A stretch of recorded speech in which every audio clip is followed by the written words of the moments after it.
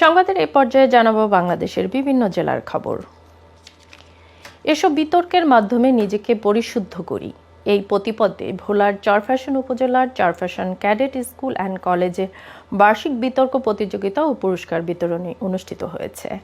সহকর্মী মামুন হোসেন জানান, বৃহস্পতিবার সকালে Charfasson cadet school and college অডিটোরিয়ামে ক্যাডেট ডিবেটিং ক্লাবের আয়োজনে শিক্ষার্থীদের মাঝে এ বিতর্ক প্রতিযোগিতা অনুষ্ঠিত হয়। এ সময় সহকারী শিক্ষক রাবেয়া ইসলামের সঞ্চালনায় ও চরফ্যাশন ক্যাডেট স্কুল অ্যান্ড কলেজের চেয়ারম্যান মোহাম্মদ ফরিদ উদ্দিনের সভাপতিত্বে প্রধান অতিথি হিসেবে উপস্থিত ছিলেন কলেজের অধ্যক্ষ গালিব মোহাম্মদ জিল্লুর রহমান। বলেন, এ বিতর্ক প্রতিযোগিতার মাধ্যমে শিক্ষার্থীদের মেধার বিকাশ ঘটবে।